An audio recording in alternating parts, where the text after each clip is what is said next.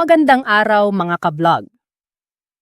Sa video natin ngayon, aalamin natin ang isang pangalan na matagal nang nakaukit sa politika ng Pilipinas, Boyeng Remulla. Isa ba siyang matapang na tagapagtanggol ng batas? O simbolo ng kapangyarihang politikal sa bansa? Bakit tuwing mababanggit ang apelyidong Remulla, agad itong nauugnay sa impluwensya, hustisya, at kontrobersiya? Sa video na ito, hindi tayo maghuhusga agad. Susuriin natin ang pinagmulan, karera, pamilya, pamumuno, at mga isyung humubog sa kanyang pangalan. Kaya umupo na kayo, makinig, at simulan na natin. Sino si Boyeng Remulla? Si Jesu Crispin. Boyeng Remulla ay isang batikang politiko at abogado sa Pilipinas. Isa siya sa mga kilalang personalidad sa lalawigan ng Cavite at matagal nang aktibo sa serbisyo publiko. Sa loob ng maraming taon, siya ay naging congressman ng Cavite, naging Justice Secretary ng Pilipinas, isa sa mga prominenteng figura sa larangan ng batas at hustisya.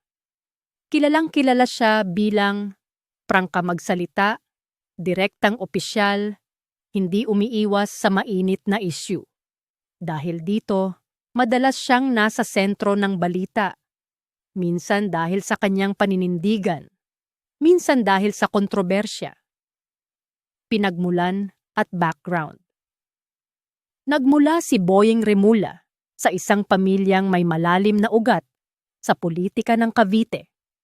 Hindi lingid sa kaalaman ng marami na ang apelyidong Remulla ay matagal nang may impluwensya sa lalawigan.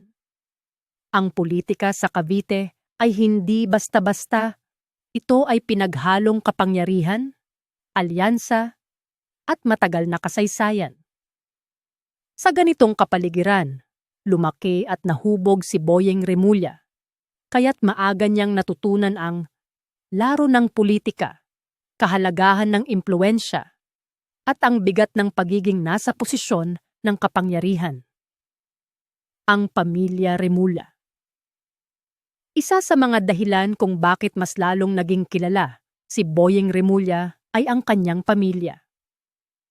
Ang kanyang anak na si John Vic Remulla ay naging gobernador ng Cavite at kalaunan ay itinalaga bilang kalihim ng DILG. Dahil dito, maraming Pilipino ang nagsimulang magtanong, nagiging political dynasty na ba ito? Hanggang saan ang impluwensya ng pamilyang Remulla? Para sa iba, simbolo ito ng karanasan at continuity. Para naman sa iba, ito ay problema ng konsentrasyon ng kapangyarihan. Karera sa Kongreso. Bilang mambabatas, naging aktibo si Boyeng Remulla sa mga panukalang batas tungkol sa kriminalidad, reforma sa justice system, national security at public order. Hindi siya tahimik na kongresista. Isa siya sa mga malalakas magsalita sa plenaryo at hindi takot magbanggit ng opinyon kahit ito'y kontrobersyal. Sa panahong ito, nabuo ang imahe niya bilang law and order politician. Matapang ngunit minsan ay polarizing. Pagiging Justice Secretary. Nang italaga si Boyeng Remulla bilang Secretary of Justice, mas lalong naging mabigat ang responsibilidad niya. Ang DOJ ang humahawak sa mga kasong kriminal, prosecution, legal policies ng gobyerno. Dito lalong na-test ang kanyang integridad, paninindigan, kakayahang maging patas. Maraming kaso ang naging sentro ng atensyon ng publiko habang siya ang kalihim. At dito rin nagsimula ang pinakamabibigat na pagsubok sa kanyang pangalan. Pinakamalaking kontrobersi, Hindi maiiwasan ang kontrobersiyang kinasangkutan ng kanyang anak na nasangkot sa isang kasong may kinalaman sa ilegal na droga. Ang isyung ito ay umabot sa pambansang balita, naging mainit na diskusyon sa social media, nagbukas ng tanong tungkol sa pantay na hustisya. Mga tanong ng publiko. May special treatment ba? Pantay ba ang batas sa lahat? Paano kung anak ng Justice Secretary ang nasasangkot? Bagamat paulit-ulit na iginiit ni Boyeng Remulla na hindi siya nakialam, ang issue ay nag-iwan ng marka sa kanyang panunungkulan. Reaksyon ng publiko at media. Nahati ang opinyon ng sambayanan. Supporters. Sinunod ang legal process. Walang direktang ebidensya ng panghihimasok. Kritiko. May pribilehiyo ang nasa kapangyarihan. Iba ang trato sa mahirap at mayaman. Dito mas naging malinaw ang isang katotohanan.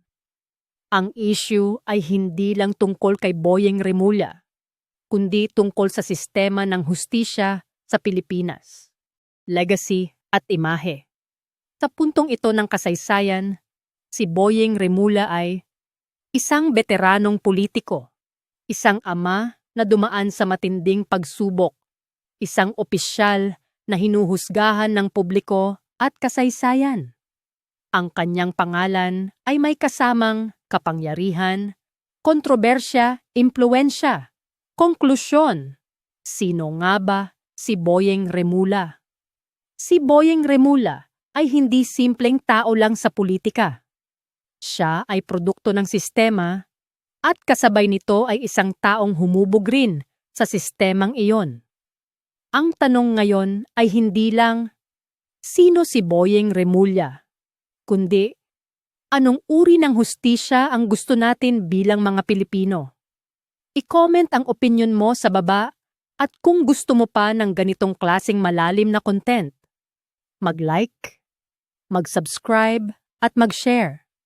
Salamat sa panunood at hanggang sa susunod na vlog.